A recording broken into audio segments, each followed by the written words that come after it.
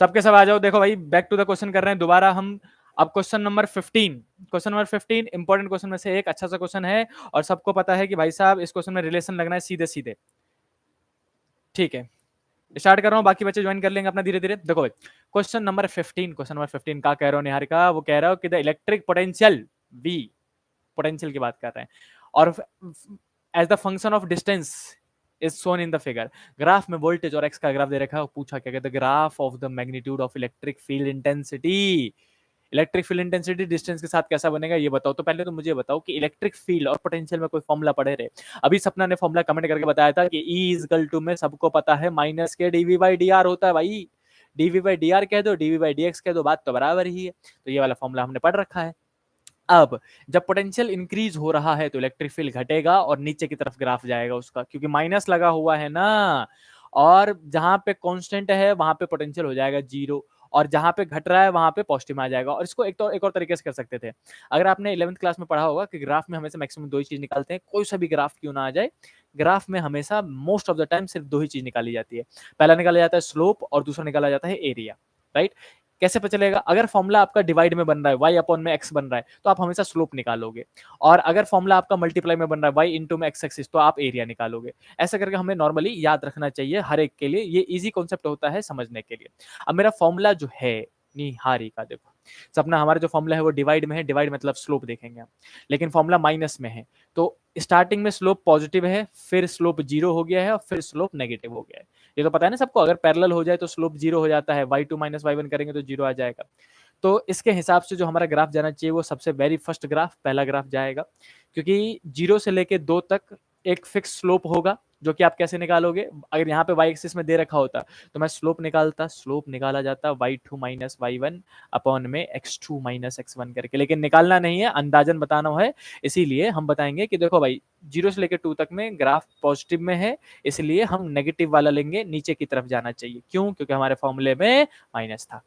फिर जहां पे ग्राफ स्लोप का 0 हो गया वहां पे 0 पे आ गया ये वाला हिस्सा, एंड देन जहां पे घट रहा है वहां पे माइनस आएगा, माइनस माइनस प्लस होके हमारा ऊपर वाला आ जाएगा। तो ग्राफ बिल्कुल पहला सही है। आई होप कि इस टाइप का क्वेश्चन अगली बार आए तो आप तुरंत क्लिक मार के आंसर कर दोगे भाई साहब। चलो आगे बढ़ते हैं। इस क्वेश्चन के समझने के बाद क्वेश्चन नंबर 16 पे मूव करते हैं। क्वेश्चन नंबर 16 देखते हैं, अगर हमारे फर्स्ट मिड टर्म का है तो हम उसे करेंगे, नहीं तो आगे बढ़ जाएंगे। 16 असर्शन रीजन नहीं करेंगे अभी, और अभी हम डायरेक्टली मूव करते हैं क्वेश्चन नंबर 20 पे, जो कि एक अच्छा सा क्वेश्चन है और आने के चांसेस हैं। डायग्राम देख के ही सबको समझ में आ जाता है कि भैया ये चैप्टर नंबर 4 नहीं 5 का क्वेश्चन है, मैग्नेटिज्म एंड मैटर का क्वेश्चन है। कहाँ का क्वेश्चन है अभी का? ये मैग्नेटिज्म एंड मैटर का क्वेश्चन है। आयुष्मान मेरी बात सुनो। अब आपको क्वेश्चन पूछा क्या जा रहा है, uniform magnetic field get modified as shown in the figure और the two specimens A and B are placed in the. जैसे ही मैग्नेटिक फील्ड को मैं दो स्पेसिमेन, इस ए वाले को और बी वाले को रखा गया तो ये कुछ ऐसे ग्राफ बन गए। तो सबसे पहला बोला जा रहा है identify specimen A and B. बताओ, कमेंट करके बताओ, मेरी तरफ बिल्कुल मत देखो, छोटे मोटे क्वेश्चन को लेके बताओ भाई साहब, कौन बता रहा है, कौन बता रहा है कि ए वाला कौन है? अरे 3 ही तो मटेरियल पढ़े रहे, पैरा फेरोडाई। जल्दी से बताओ ए वाला स्पेसिमेन कौन है, कमेंट करके बताओ भाई, मैं कमेंट चेक करूंगा, देखते हैं कौन पहले कमेंट कर देता है। गोरा दिखने चाहिए, मैं गोरा भाई साहब। हाँ। मेरे पास कमेंट आ नहीं रहे हैं, मेरे को ऐसा लगता है, मैं दोबारा देखूंगा भाई साहब। अब आए क्या भाई साहब? कभी कभी इंटरनेट की प्रॉब्लम भी हो जाती है। क्या बात कर रहे हो? सबसे पहले किसने आंसर दिया मैं बताना चाहूंगा। अभी सबसे पहले निहारिका ने आंसर दिया है। हेलो कृष्णा, कृष्णा भी आ गया है। पहले का आंसर है डायमैग्नेटिक और दूसरे का आंसर है फेरोमैग्नेटिक। सपना ने दोनों आंसर दे दिया, बिल्कुल सही है। निहारिका, सपना बिल्कुल सही है। सर्वेश, कृष्णा भी कह रहा है। कृष्णा किसका आंसर है फेरोमैग्नेटिक? भाई सही से तो बताओ किसका आंसर है फेरोमैग्नेटिक, कौन है? बी वाला फेरोमैग्नेटिक। नमन बिल्कुल सही कह रहे हो भाई, बिल्कुल सही कह रहे हो नमन, ठीक है। और ए वाला डायमैग्नेटिक बिल्कुल सही पहचान गए। चलो आपको पहचानना तो आ गया, जिसमें दूर दूर हो जाए वो डायमैग्नेटिक है, और जिसमें बहुत ज्यादा पास में आ जाए वो कौन होता है? पैरामैग्नेटिक होता है, नहीं तो फेरोमैग्नेटिक होता है। अगर एक दो बाहर से निकल जाए तो मैं आपको बता देता हूँ। देखो इसमें कैसे पहचानोगे, अगर बिल्कुल दूर दूर भगा रखा है ऐसा करके, डी से डायमैग्नेटिक, डी से दुश्मनी, मैंने आपको याद करवाया होगा, डायमैग्नेटिक को मैग्नेटिक फील्ड से बहुत दुश्मनी होता है, जो बिल्कुल ढीठ में होता है सिर्फ उसी को जाने देता है, बाकी सबको भगा देता है, कहते दफा हो जाओ दफा। ये डायमैग्नेटिक है, डायमैग्नेटिक, पहला कॉन्सेप्ट, राइट। दूसरा कॉन्सेप्ट, कैसे पहचानता कि पैरा है कि फेरो है? अगर पैरा होता तो वो ऐसा बना के देते, एक दो स्पेसिमेन को बाहर जाने देते, एक दो मैग्नेटिक फील्ड को बाहर जाने देते और बाकी सबको ऐसा कर्व दिखा रखा होता। अगर एक दो को भी बाहर जाने दे रहा है इसका मतलब वो पैरा है, ठीक है। और एक दो को भी बाहर नहीं जाने दे रहा है, बिल्कुल भाई साहब, बिल्कुल भाई, सबको पकड़ पकड़ के कह रहा है भाई घर में खाना पानी करके जाओ, ऐसे कर सबको पकड़ पकड़ के लेके जा रहा है, तो ये पक्का फेरो है। सबको समझ में आ गया?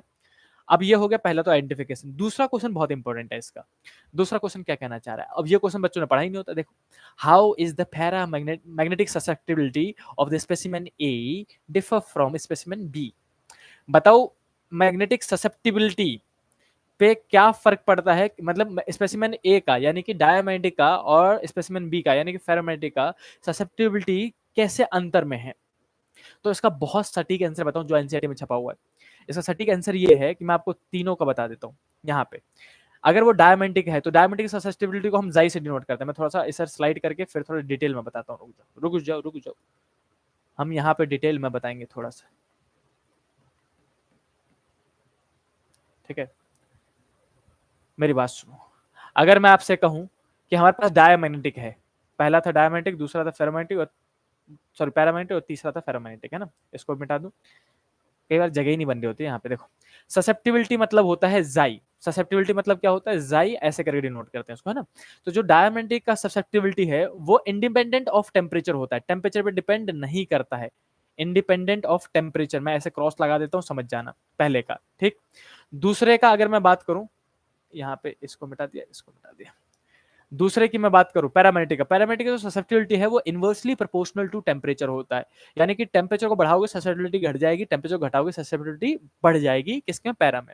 और फेरो में जो होता है वो एक मस्त कॉम्प्लेक्स होता है, T minus T C Curie temperature का होता है। तो आप सीधे सीधे इसमें आंसर क्या लिख सकते थे, मैंने तो आपको तीनों को बता दिया कि भाई साहब डायमैग्नेटिक का जो ससेप्टिबिलिटी है वो टेम्परेचर पे डिपेंड ही नहीं करता, पैरामैग्नेटिक का इनवर्सली है, और फेरोमैग्नेटिक का एक कॉम्प्लेक्स है, एक हद तक बढ़ता है फिर घटने लग जाता है, मतलब पहले घटता है फिर बढ़ने लग जाता है, इसका ग्राफ ऐसा आ जाएगा फेरोमैग्नेटिक का। तो आप इसमें क्या कह सकते थे, एक नंबर का क्वेश्चन है, अब एक नंबर में क्या आंसर देना था मेरे को, सपना सेकंड वाले ऑप्शन में क्या आंसर देते आप। मैं इसमें ये लिखता कि भाई साहब डायमैग्नेटिक है पहला वाला, स्पेसिमेन ए वाला जो है वो डायमैग्नेटिक है, और डायमैग्नेटिक का जो ससेप्टिबिलिटी है वो इंडिपेंडेंट ऑफ टेम्परेचर है। मैं पहले ये लिख देता, पहले में मैं यहाँ पे लिखता कि जाई इज इंडिपेंडेंट, इंडिपेंडेंट, अब एग्जाम में लिखने के ही नंबर मिलते हैं, सिंपल सी बात है, इंडिपेंडेंट ऑफ टेम्परेचर। बल्कि जाई ऑफ बी जो है, जाई ऑफ बी, जाई बी लिख देता हूं मैं यहाँ पे, is dependent on temperature, dependent on temperature. मेरा पहला आंसर तो यहीं पे हो जाता और आंसर मिल जाता। और किसी को याद है कैसे, तो ये वाला फॉर्मूला लिख दो कि जाई जो है वो directly proportional to T one upon में टी माइनस टी सी है। अब इतना लिख दिया इज मच मोर इनफ कि एक का डिपेंड करता है, दूसरे का डिपेंड नहीं कर रहा है, मतलब डायमैग्नेटिक का डिपेंड नहीं करता है और फेरोमैग्नेटिक का डिपेंड करता है। कैसे डिपेंड करता है, तो लिख दिया। इसी की जगह में पैरा होता तो भी लिख देता कि डाय में डिपेंड नहीं करता, पैरा में डिपेंड करता है और इनवर्सली प्रोपोर्शनल है टेम्परेचर के। बताओ ये कॉन्सेप्ट समझ में आया। और इसको ना कहीं पे लिख लेना, जो नई चीजें, जो अच्छी चीजें सीख रहे हो आप, कहीं पे लिख लो, जैसे ही लिख लोगे लंबा याद रहेगा आपको। और स्क्रीनशॉट ले लो, अगर नहीं लिख पा रहे हो, कॉपी पेन लेके नहीं बैठे हो तो जल्दी से, तो कॉपी पेन लेके बैठा करो भाई, तो कोई ऐसा नहीं चलता, मजा नहीं आएगा भाई। छोटी मोटी चीजें लिखते रहो, वरना माइंड से कब स्किप हो जाएगा ना पता भी नहीं चलेगा। और यही छोटी मोटी चीजें ना एक एक नंबर कम करा के कम करा के कम करा के ना बच्चों को 90 से 80s में ले आते हैं, वही दिक्कत होती है। चलो भाई साहब, जो इंपॉर्टेंट समझ में आया हो लिख लो, जल्दी से लिख लो, फिर मैं इसको मिटा के अगले क्वेश्चन में मूव करूंगा। जो हमारे मिड टर्म में क्वेश्चन हैं बस हम उन्हीं को सॉल्व करेंगे, जितना आपने पढ़ा है अभी तक उन्हीं को सॉल्व करेंगे, मजा आएगा। फिर हम करेंगे अगला सैंपल पेपर, फिर हम करेंगे चैप्टर रिवीजन, फिर मैं आपको इंपॉर्टेंट डेरिवेशंस बताऊंगा, इंपॉर्टेंट क्वेश्चंस भी करवाऊंगा, मजे करेंगे भाई साहब। पूरे साल लाइव क्लास लेते रहेंगे, चाहे मन हो या ना हो, मैं आऊंगा जरूर, पूरी कोशिश करूंगा भाई साहब। चलो इसको मिटा दूं, आई होप कि आपने लिख लिया होगा। रब करते हैं, आगे बढ़ते हैं भाई साहब।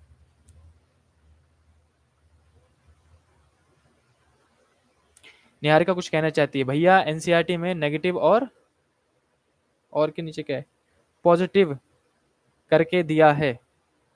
नहीं बच्चा, मैं ग्राफ भेज दूंगा आपको, मैं एक मस्त आपको वो जो पिछले साल पुरानी एनसीईआरटी में देखना मिल जाएगा। ये जो मैंने फॉर्मूले सभी बताए हैं वो पूरा छपा हुआ है, मैं दोबारा भेज दूंगा। आ जाओ भाई, फिलहाल अगला क्वेश्चन करने जा रहे हैं। क्वेश्चन नंबर 21 हमारे सिलेबस का ना है, 22 भी अभी नहीं किया आपने, 23 क्या है सेमीकंडक्टर नहीं किया। आ जाओ भाई, नीचे आ जाओ, नीचे आ जाओ, नीचे आ जाओ, ये भी नहीं, ये भी नहीं, ये भी नहीं, ये भी नहीं, अभी नहीं। सेक्शन सी, सेक्शन सी में हमारे सिलेबस का पहला क्वेश्चन है भाई साहब, मिड टर्म का क्वेश्चन, इंपॉर्टेंट क्वेश्चन में से एक, क्वेश्चन सेक्शन सी है। और देखो आप जो पढ़ते हो उसी में से क्या पूछा जाता है वो आपको सिर्फ सैंपल पेपर बताता है, इसलिए सैंपल पेपर करना चाहिए, समझ रहे हो। और मैं लाइव आके करवा रहा हूँ, बहुत अच्छी बात है, बस जुड़े रहना और समझते रहना, समझ में आएगा भाई। तो क्वेश्चन नंबर 26 सी वाला पार्ट 3 नंबर का होता है। 3 नंबर में देखो क्या पूछा जा रहा है, हमें पूछा जा रहा है कि टू लॉन्ग स्ट्रेट वायर, ठीक है, conducts carrying current I1 and I2 are separated by distance d if the current are following in the same direction. So how the magnetic field produced by one exert an attractive force on other? Obtain the expression for this force and hence define 1 ampere। भाई साहब देख रहे हो 3 number के question में 3 सवाल पूछ दिए, और जिस बच्चे ने तीनों सवाल के स्पेसिफिक आंसर नहीं दिए ना उसका नंबर कटेंगे। एग्जैक्टली यही मिस्टेक होता है, इसी को कहते हैं राइटिंग स्किल। बच्चे क्या करेंगे, बच्चे पढ़ेंगे अच्छा टू लॉन्ग स्ट्रेट वायर वाला आ गया, आप बस ये पता कर लो सेम डायरेक्शन में कि अपोजिट डायरेक्शन में, सेम डायरेक्शन में फ्लो कर रहा है, डेरिवेशन पूछा जा रहा है, डेरिवेशन निकाल दो और बच्चे तुरंत शिफ्ट हो जाते हैं दूसरे क्वेश्चन पे। इसमें 3 पार्ट पूछे गए हैं। पहला पार्ट दिखाऊं, पहला पार्ट क्या कह रहा है, so how the magnetic field produce by one exert attractive force on the other, ये हो गया पहला क्वेश्चन यहां से यहां तक, ठीक है। फिर दूसरा question obtain the expression for this force, यानी कि दूसरा क्वेश्चन अब डेरिवेशन करो। और तीसरा क्वेश्चन हेंस डिफाइन 1 एम्पियर। बच्चों को तो यही बत्ती गुल हो जाए भाई साहब, 3 क्वेश्चन पूछ दिया गया। अब बताओ अब तीनों क्वेश्चन का जवाब कैसे कैसे दोगे, मैं आपको बताता हूं। देखो आसान है, सबको पता ही आसान है, और फिर भी आपको जवाब लिखना आना चाहिए। बोर्ड में लिखने के नंबर मिलेंगे, और एक बार जिसके नंबर आ गए आ गए। वन नोट खोलने तो फिर वहां जाके करते हैं वन नोट।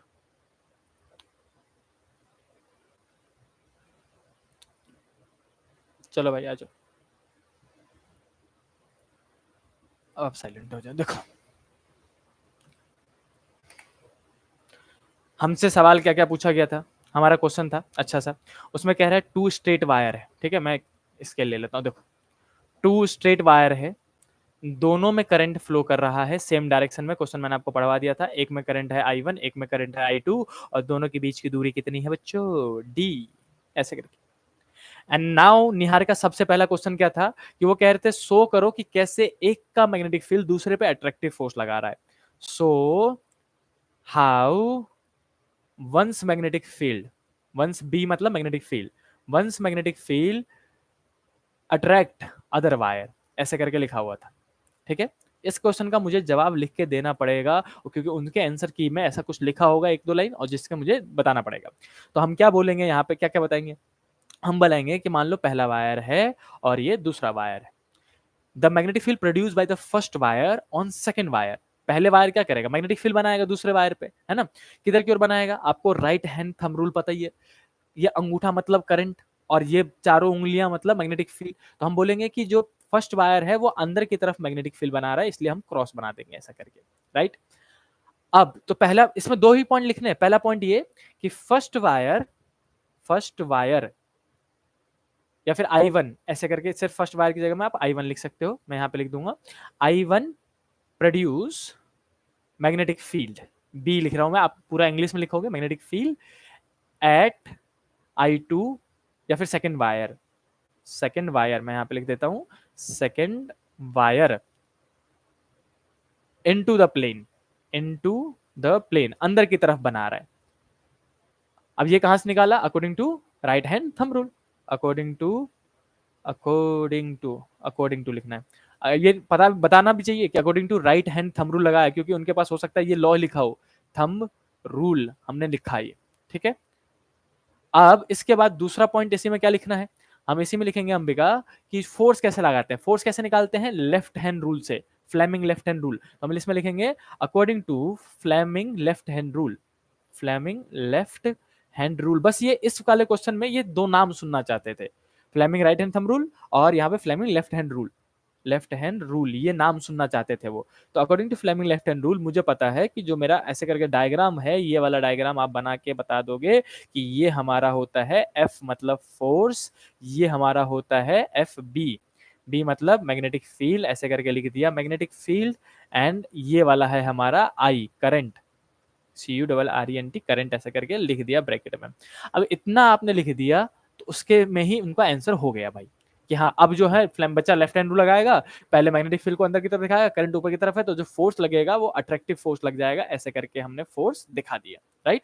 अब इसी के नीचे लिख देना कि force will be attractive, force will be attractive. आप अगर ये सोच रहे हो कि 3 नंबर में इतना लिखना पड़ेगा, हाँ इतना ही लिखना पड़ता है।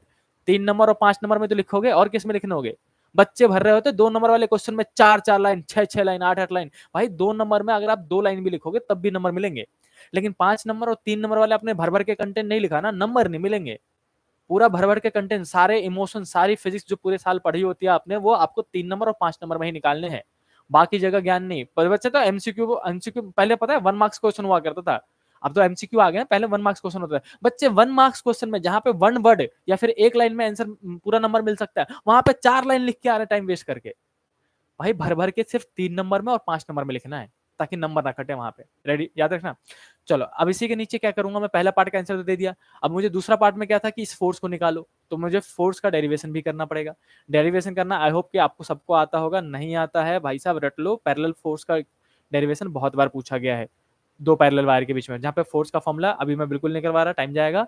Mu naught I1 I2, mu naught I1 I2 D upon में 2 पाई L आता है, 2 पाई D आता है। यहाँ पे क्या लिख दिया मैंने, फॉर्मूला सही लिखा है मैंने, minute 2 minute I1 I2 upon minute upon 4 पाई। मैं पूरा सही वाला लिखता हूँ यार, ये वाला लिखने में कई बार कंफ्यूजन हो जाती है, रुक जाओ। फोर्स का फॉर्मूला जो आएगा वो आएगा force equal to minute upon में 4 पाई 2I1 I2 डी अपॉन में इंटू में L। हाँ ऐसे लिखता हूँ ना तो सही रहता है, ये कई बार 2 से काटने के चक्कर में दिक्कत हो जाती है, और मत ही काटा करो, मिनट अपॉन 4 पाई 2I1 I2 डी अपॉन में डी इंटू में L। अब यहाँ पे मिनट अपॉन में 4 पाई की वैल्यू न्यूमेरिकल सॉल्व करने में भी आसानी होती है, 10 की पावर -7 सीधे सीधे पुट कर सकते हो आप। तो इस फॉर्मूले को आपको डिराइव करना पड़ेगा, ये वाला फॉर्मूला डेरिवेशन है दूसरा पार्ट। और तीसरा पार्ट, अब तीसरा पार्ट भी पूछा गया था इसमें सी पार्ट, ये तो बी वाला पार्ट हो गया। यार का सी वाला पार्ट में क्या पूछा था, उन्होंने बोला था हेंस, क्वेश्चन में लिखा हुआ था, अभी दिखा दूंगा, hence define 1 ampere, hence define 1 ampere. मैं क्वेश्चन दिखाऊं दोबारा।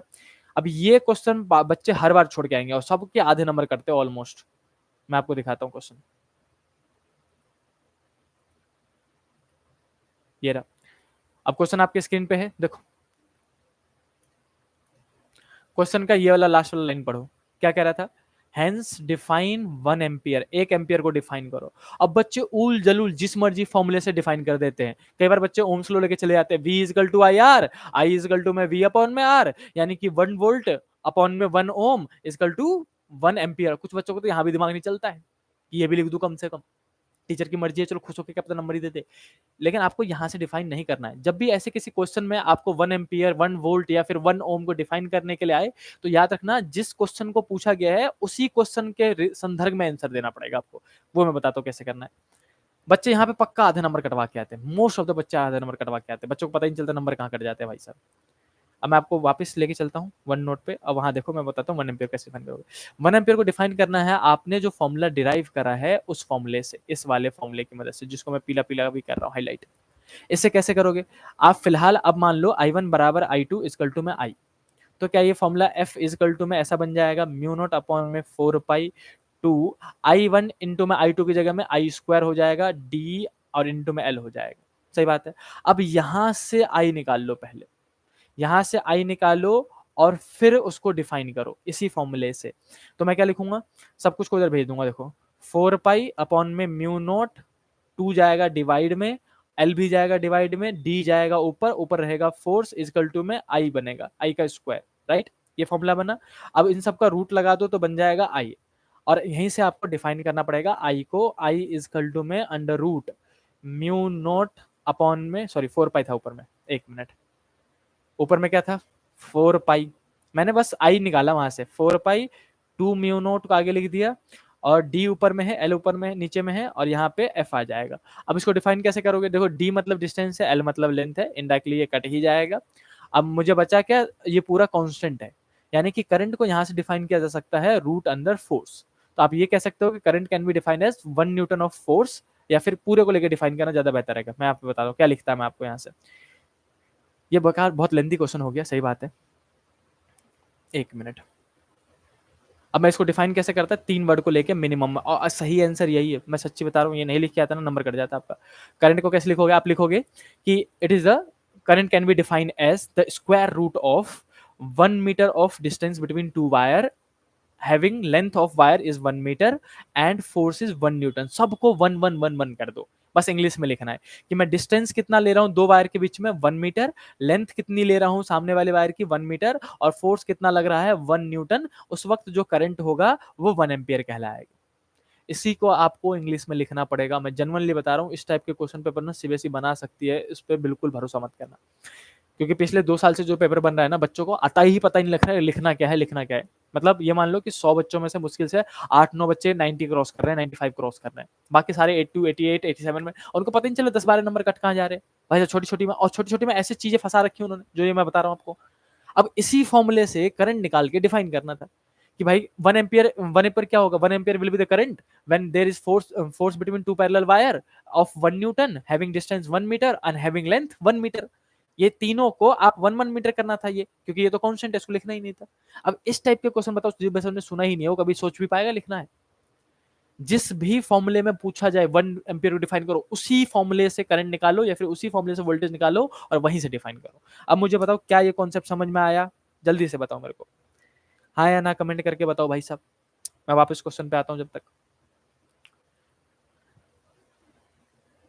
जल्दी से बताओ बच्चों, जल्दी से बताओ। Question 1 minute. हाँ भैया, सपना को समझ में आ गया? हेलो शारदा, चलो बाकी सबको समझ में आया? आगे बढ़ते हैं बच्चों, 2-3 क्वेश्चन और करेंगे, 2 मिनट, 2-4 मिनट और, 1-2 क्वेश्चन और कर लो, बस आगे बढ़ जाएंगे। फिर बाकी हम अगली क्लास में मिलेंगे।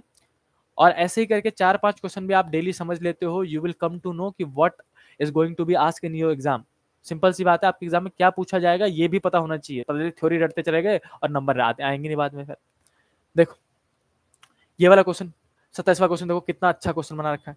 आपको लगता है 3 नंबर क्वेश्चन हल्के होते हैं? 3 नंबर में ना सबसे ज्यादा बच्चों के आंसू निकलते हैं। और फिजिक्स का पेपर जिस दिन दे के आते हैं ना, और ऐसा पेपर बना दिया जैसे मैंने अभी सॉल्व करवा रहा हूँ आपको, बच्चों रो देते हैं इसमें, आंसू निकल जाते हैं, क्या पूछ लिया हमसे, क्योंकि बच्चे ने कभी इस टाइप के क्वेश्चन प्रैक्टिस ही नहीं करते, वो मजे मजे में होते हैं, डेरिवेशन रटने में लगे रहते हैं। देखो क्वेश्चन नंबर 27 क्या कहना चाह रहा है? The magnetic field through a loop of wire of radius 12 centimetre, radius दे दिया 12 सेंटीमीटर, ठीक है भाई।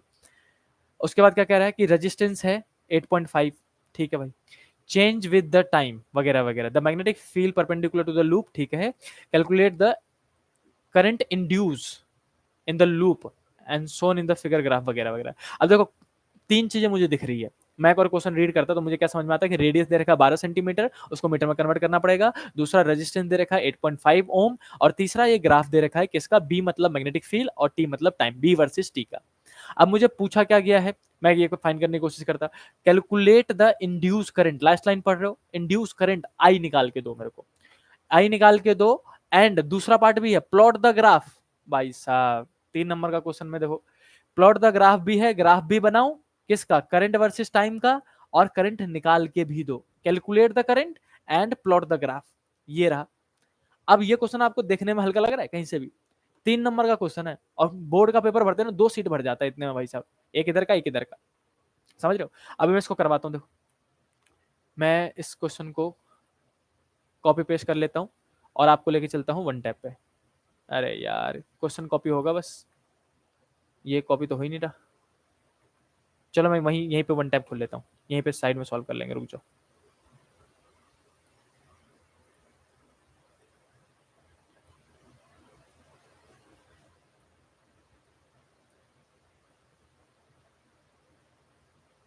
एक मिनट बस सेट कर लूँ इसको जरा।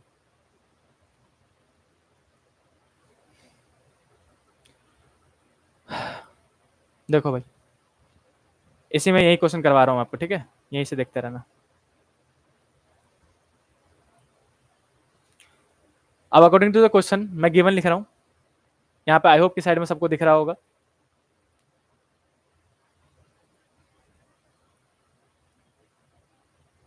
ये रहा।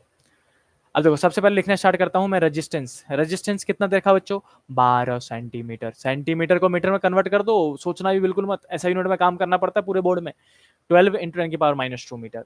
रेजिस्टेंस कैपिटल आर कितना दे रखा है, 8.5 ओम, ठीक है, और एक ग्राफ दे रखा है।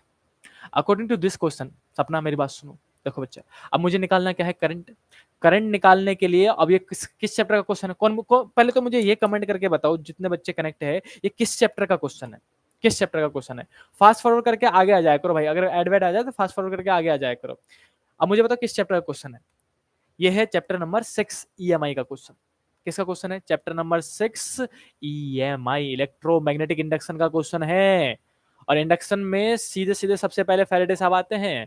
फैराडे साहब ने आके हमें बताया था कि भाई साहब जब भी फ्लक्स चेंज होगा, मैग्नेटिक फील्ड चेंज हो रहा है ना टाइम के साथ, तो फ्लक्स चेंज होगा। और फैराडे साहब ने हमें बताया था फैराडेज लॉ, फैराडेज लॉ के तहत हमें पता है कि जो ईएमएफ होता है वो माइनस के N D phi by D T होता है। अगर कहीं बार n ना दे रखा हो तो n की वैल्यू 1 मान सकते हैं हम बेझक, और EMF इजकल टू में लिख सकते हैं माइनस के D phi by D T. और करंट निकालना हो, ये तो EMF का फॉर्मूला हो गया राइट। करंट निकालना हो तो EMF अपॉन में रेजिस्टेंस, हाँ या ना बोलो। अब यहीं पे इसको खोलना जाएगा भाई साहब, 3 नंबर का क्वेश्चन देखो, यहां से स्टार्ट हुआ आंसर यहां से, और देखना कितना लंबा जाएगा ये। अब मैं बोलूंगा सिंस मुझे करंट पता करना है तो करंट का फॉर्मूला होता है ईएमएफ अपन में रेजिस्टेंस, एंड ईएमएफ को खोलूंगा तो माइनस के 1/r तो नीचे लिखा जाएगा, और ईएमएफ को खोल के D phi by D T लिखा जाएगा राइट। फ्लक्स को भी खोलना पड़ेगा भाई साहब, करंट इज इक्वल टू मैं फिर से लिखूंगा माइनस के 1/r बाहर, फ्लक्स का डी का डी, डी का डी, और फ्लक्स को निहारी का खोल के हम लिखेंगे फ्लक्स का फॉर्मूला क्या होता है, बी ए कॉस थीटा। और सिंपल सी बात है, दोनों चीज सेम डायरेक्शन में हो तो एंगल 0 बन जाता है। मान लो कि ऐसा करके लूप रखा हुआ है और मैग्नेटिक फील्ड परपेंडिकुलर जा रहा है, क्वेश्चन में कह भी रखा है यहाँ पे, देख लो सेकंड लाइन ही कह रहा है यहाँ पे इस जगह पे, field is perpendicular to the plane. तो मैग्नेटिक फील्ड के परपेंडिकुलर हो गया प्लेन, और एरिया वेक्टर भी परपेंडिकुलर ही जाता है, तो दोनों के बीच में एंगल कितना बनेगा 0, और cos 0 कितना ले लोगे आप 1। तो ये वाला हिस्सा तो समझ में आ ही जाएगा कि cos 0 की वैल्यू 1 लेनी है। इसी की जगह में अब मैं बी ए लिखूंगा, cos 0 1 हो गया, बी ए cos थीटा होता है ना फॉर्मूला। अब यहाँ से एरिया कांस्टेंट है बाहर निकल जाएगा, क्योंकि चेंज कौन हो रहा है, मैग्नेटिक फील्ड। ग्राफ किसका दे रखा है, बी वर्सेस टी का। मैं इसको थोड़ा और सब कम कर देता हूँ, यहाँ देखो ग्राफ किसका दे रखा है, बी वर्सेस टी का ग्राफ, इसीलिए बी वेरिएबल है। तो माइनस का ए भी बाहर चला जाएगा तो ए बाई आर हो जाएगा, और D B by D T, D B by D T मतलब change in magnetic field with respect to time, यानी कि स्लोप। अब इसी के नीचे सपना कैसे करेंगे हम, देखो इसको स्लाइड कर रहा हूँ मैं। अब जिस बच्चे ने सबको क्वेश्चन नहीं कराऊंगा ना, मैं सच्ची बता रहा हूँ भाई साहब, उनके आंसू निकल जाएंगे इस क्वेश्चन में। आई इज इक्वल टू में माइनस का एरिया कैसे निकालोगे, पाई आर स्क्वायर करके, पाई आर स्क्वायर करके। रेजिस्टेंस आपको दे रखा है d B by D t, d B by D T मतलब होता है स्लोप, है ना, change in y axis upon में चेंज एक्सिस। मैंने बताया था ना ग्राफ में अगर फॉर्मूला डिवाइड में है तो स्लोप निकालना पड़ता है। स्लोप कैसे निकालोगे, y2 माइनस y1 अपॉन में x2 माइनस x1। अब देखो यहाँ पे लिखूंगा मैं y2, पहले मैं निकाल रहा हूँ कहां से कहां तक के लिए, मैं यहाँ पे ऐसे लिख देता हूँ पहले तो ये फॉर्मूला, ये हटा के d B by D t लिख देता हूँ, ठीक है, यहाँ पे ऑप्शंस नहीं आ रहे बाकी। तो अब मैं अप्लाई करूंगा, ये मेरा करंट का फॉर्मूला हो गया, मुझे समझ में आ गया कि मुझे pi are square D B by D T लगाना है। पहले निकालूंगा 0 से लेके 0 टू 2 सेकंड के लिए, सर्वे सुन रहे हो, 0 टू 2 सेकंड के लिए हम करंट निकालने जा रहे हैं। तो कैसे निकालेंगे, करंट इज इक्वल टू में 0 से 2 सेकंड के लिए देखो, वाई एक्सिस में 1 है, एक्स एक्सिस में 2 है, और यहाँ पे 0,0 है। आई होप कि समझ में आ रहा होगा। जो फाइनल पॉइंट है यहाँ वाला, मैं यहाँ से इसको हाईलाइट करता हूँ, रुक जाओ, ये हमारा y2 हो जाएगा और ये मेरा y1 हो जाएगा। तो ये x2 y2 है और ये हमारा x1 y1 है। आई होप कि स्लोप निकालना हो, देखो 12वीं क्लास के बच्चों को स्लोप निकालना बहुत दिक्कत होगी भाई साहब। एक्स एक्सिस में कितना है 2,1 और ये कितना है 0,0, समझ रहे हो। तो अब जो मैं लूंगा, अब जो मैं यहाँ वैल्यू पुट करूंगा, देखो यहाँ पे आते हैं वापस, यहाँ पे लिखूंगा माइनस का माइनस, माइनस कलर चेंज करो भाई, और मैं कहता हूं यहाँ पे माइनस का माइनस, पाई का पाई, आर स्क्वायर का आर स्क्वायर अपॉन में रेडियस का रेडियस। अब ये खुद सॉल्व करना, मेरी तरफ बिल्कुल में देखो, कैलकुलेटर कर लेना भाई साहब। डीबी बाई डी टी मैं बता देता हूँ, डीबी बाई डी टी मतलब कितना लोगे, y2 माइनस y1 अपॉन में x2 माइनस x1 पहले केस में। अब पाई माइनस का माइनस, पाई आर स्क्वायर की वैल्यू खुद पुट कर लेना, रेडियस की वैल्यू खुद पुट कर लेना, और y2 मैं बता दूं तो 1 आएगा, यहाँ पे देख रहे हो इस जगह पे 1, तो यहाँ पे 1 माइनस 0, क्योंकि कोऑर्डिनेट यहाँ पे 0 है, अपॉन में, इसी को थोड़ा लेंदी कर देता हूं मैं, एक मिनट,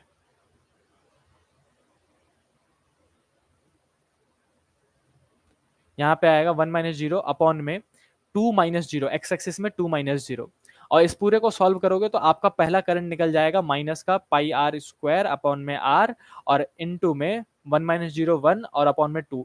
तो ये इसको सॉल्व करके I1 निकाल लेना, करंट आएगा माइनस में, ये पहला करंट है I1। फिर जब आप इस जगह जाओगे, मैं इस जगह दिखाता हूँ, जब आप इस जगह जाओगे, मैं इन सबको मिटा के इस जगह लेके चलता हूँ आपको, इस जगह यहाँ पे स्लोप ही 0 है, क्योंकि यहाँ पे वाई एक्सिस में यहाँ पे भी 1 है, यहाँ पे भी 1 है, तो आप यहाँ पे लिखोगे 4,1 और यहाँ पे लिखोगे 2,1, है ना। अब जब y2 माइनस y1 करने जाओगे, अपॉन में x2 माइनस x1 करने जाओगे, स्लोप निकालने जाओगे, तो y2 कितना है 1, y1 भी कितना है 1, तो ये कितना हो जाएगा 0, 0 अपन में कुछ भी 0 ही हो, तो इस जगह कोई ईएमएफ इंड्यूस नहीं होगा 2 से लेके 4 के बीच में, क्योंकि कोई मैग्नेटिक फील्ड चेंज नहीं हो रहा। और फिर लास्ट में होगा, फिर से जाके लास्ट में जाके कैसे होगा, देखो इस जगह बता रहा हूँ, लास्ट में घट रहा है, तो आप लोगे पहले फाइनल ये वाला 6, तो इसको लिखोगे 6,0 और इसको लिखोगे आप 4,1, पहले एक्स एक्सिस लिखते हैं ना, अब फिर y2 माइनस y1 करोगे, इस बार y2 नीचे वाला होगा, ये x2 y2 है और ये x1 y1 है। अब y2 माइनस y1 अपॉन में x2 माइनस x1 करोगे तो ये कितना आएगा, देखो मैं यहाँ पे कर भी देता हूँ, y2 कितना है 0, यहाँ पे y1 कितना है 1, है ना, y1 y एक्सिस में देखना है, फिर कितना लिखना है 6 और फिर कितना लिखना है 4, x1 है ये। अब ये कितना आएगा माइनस के 1/2 आ जाएगा, 6 माइनस 4, है ना। तो अब जो ये जो आपको लेना है बाद में dy/dt, उसकी जगह में आप यहाँ पे थर्ड वाले पार्ट में क्या लोगे, माइनस के 1/2। यही चीज पहले में db/dt कितना आ रहा था, प्लस के 1/2, और बीच वाले में db/dt कितना आएगा 0, तो बीच में कोई इंडक्शन नहीं होगा। अब मैं आपको वापस उस पे लेके चलता हूँ वन नोट पे और वहां पे करवाता हूँ करंट। I1 निकलते ही आप इसमें I2 निकालोगे, देखो फिर आप लिखोगे कि 2 to 4 सेकंड की बात कर रहा हूं मैं, अब 2 से लेके 4 सेकंड तक में मुझे पता है कि db/dt यानी कि स्लोप जो है वो 0 है, देयरफॉर करंट भी कितना हो जाएगा 0। फिर मैं लिखूंगा तीसरा पार्ट, ये हो गया दूसरा पार्ट, ये हो गया पहला पार्ट, एंड देन तीसरा पार्ट कहाँ से कहाँ है, 4 से लेके 6 सेकंड तक है। सपना ध्यान से सुनते रहना, सच्ची बता रहा हूँ, क्वेश्चन बच्चों ने किया नहीं होगा। अगर मैं db/dt निकाल के अभी मैंने दिखाया था तो वो कितना निकला था, माइनस के 1/2। फिर से इसी वाले फॉर्मूले में आओ, पुट कर दो इसी वाले फॉर्मूले में, हम बोलेंगे कि करंट का फॉर्मूला आएगा माइनस के पाई आर स्क्वायर अपॉन में रेजिस्टेंस और इनटू में db/dt, यानी कि changes y axis upon changes x axis आना चाहिए था, और इसकी जगह में मैं माइनस का 1/2 लिखूंगा क्योंकि मैंने अभी निकाला है। माइनस माइनस हो जाएगा प्लस और आपका आंसर आना चाहिए पाई आर स्क्वायर अपॉन में 2r। इसको सॉल्व करोगे ये पॉजिटिव में आंसर आएगा कुछ ना कुछ, तो यहाँ से प्लस में आएगा और यहाँ से माइनस में आएगा और यहाँ पे 0। अब ग्राफ भी बनाना था, ये तो हो गया करंट निकालना, 3 नंबर में इतना कुछ करना है, तभी तो कह रहा हूँ बच्चे को फिजिक्स के पेपर में आंसू के निकल जाते हैं। अब जब ग्राफ बनाने जाओगे तो देखो करंट ऐसे लिखा हमने, करंट वर्सेस टाइम, लेकिन आपके निकलेंगे, मैं हूँ फाइनल बोर्ड तक हूँ भाई। पहला करंट किस में आया था, माइनस में, तो उसका ग्राफ नीचे कहीं दिखाओगे ऐसे करके। फिर दूसरा ग्राफ कहाँ था, 0, तो 0 की लाइन को ही हाईलाइट कर देना ऐसे करके, दूसरा। और तीसरा कहाँ किस में आएगा, पॉजिटिव में, तो ऊपर जाके कहीं ऐसे करके डॉटेड लाइन करके पॉजिटिव कर दिया। ये टाइम स्केल दिखाना जरूरी है, कहाँ से कहाँ तक है, पहले 0 से लेके 2 तक, 2 से लेके 4 तक, एंड देन 4 से लेके यहाँ तक 6 तक, इस टाइप का ग्राफ भी बनाना पड़ेगा। तो ये देखो अब मैं आपको दिखाता हूँ, ये इतना बड़ा था भाई साहब जो क्वेश्चन आपको सॉल्व करना था। ये हमने क्या क्या किया, पहले हमने इस फॉर्मूले को यहां से लिखना स्टार्ट किया था, मैं इसको थोड़ा इधर स्लाइड कर देता हूँ, ये रहा देखो, आंसर यहां से लिखना स्टार्ट किया था हमने। हमने पहले गिवन लिखा, फिर फॉर्मूला को तोड़ा मरोड़ा और एक इक्वेशन बनाया करंट का, फिर db/dt दिख रहा था यहाँ पे, ये वाला करंट, ये वाला फॉर्मूला, फिर हमने स्लोप निकाला और पहला करंट निकाल के दिया हर एक एक्सिस में, 0 से लेके 2 तक में, फिर 2 से लेके 4 तक में 0, और फिर 6 में, और फिर जाके उसका ग्राफ बना के दिया। इतना काम करना था आपको। अगर कोई चाहो तो इसका स्क्रीनशॉट लेना चाहो तो ले लो, दोबारा खुद से करके देखना, इस टाइप के क्वेश्चन करोगे तो ही जाके बोर्ड में अच्छे नंबर आएंगे। लो भाई पहला स्क्रीनशॉट ले लो अगर किसी को लेना है तो, ये हो गया पहला एक, इसी के नीचे ये दूसरा स्क्रीनशॉट यहाँ से ले लो भाई, ये 2, ठीक, 2 से लेके 4 सेकंड तक पहुंच गए। अब तीसरा स्क्रीनशॉट ले लो भाई साहब, यहाँ से लेके पूरा ग्राफ तक का, और इस क्वेश्चन को ना दोबारा कर लेना, मैं सच्ची बता रहा हूँ बहुत अच्छे क्वेश्चन है, और इस टाइप के न्यूमेरिकल सच में सीबीएसई बोर्ड ने इस साल भी दे दिया ना, जैसे पिछले साल दे रखा है, तो भाई साहब बच्चों के आंसू निकल जाएंगे, सच्ची बता रहा हूँ मैं। चलो अब आज टाइम बहुत हो गया है, 11:11, एकदम परफेक्ट टाइम है, 1 हो रहा है, तो हम इस टाइम पे ही अब क्लास को खत्म करते हैं, ठीक है। क्या बात करना चाहते हो, कुछ कहना चाह रहा था क्या बच्चा?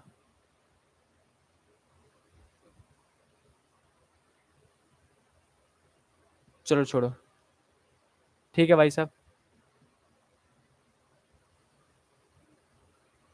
वेरी गुड ग्रेट, ठीक है। बाकी सब जा सकते हैं। Thank you so much. आज की क्लास में जितना भी पढ़ा उसको रिवाइज कर लेना और see you on next M W F में मैं यहाँ बैठा नजर आने की पूरी कोशिश करूंगा। जितने क्वेश्चन मैं बता सकूँ उतने क्वेश्चन बताऊंगा। अगर कोई डेरिवेशन भी नहीं आता तो मुझे बता देना, मैं बहुत जेन्युइनली बताऊंगा। अगर एक दिन में अगर आप 5% भी ग्रो कर रहे हो ना, मैं सच्ची बता रहा हूँ, ये पूरे साल, अगर अभी 6 महीने बचे हैं, 6 महीने भी करते रह गए ना आप, तो बोर्ड में बाकी बच्चों से सुई से आगे निकल जाओगे, स्लोप स्ट्रेट लाइन में जाओगे। और करते रहना भाई साहब, देखो क्योंकि सीबीएसई बोर्ड का फिजिक्स का पेपर बहुत अच्छा बनता है और 90s ला के जो खुशी मिलेगी ना उस दिन, बाकी दिन उस दिन ना एक्सप्लेन नहीं कर पाओगे घर वालों को कि क्यों 90 नहीं आए, पेपर हार्ड आए, सब बच्चे रो रहे हैं। कोई फर्क नहीं पड़ता। अगले साल ही सब भूल जाते हैं या फिर 2 महीने में सब भूल जाते हैं। सबको लगता है पढ़ता तो पूरे दिन था, नंबर तो आया नहीं इसके। भाई साहब इतने ताने पड़ते हैं ना उस दिन, बहुत बुरा लगता है। ऐसा लगता है पूरे साल की मेहनत बेकार हो गई। और बहुत सिंपल सी बात है, unrecognise genius are not genius, जो रिकॉग्नाइज नहीं हो पाए, जिनके नंबर नहीं आए। तो भाई साहब पढ़ो और नंबर लाना भी सीखो, कैसे लिखना है, क्या लिखना है, कितना भर भर के लिखना है।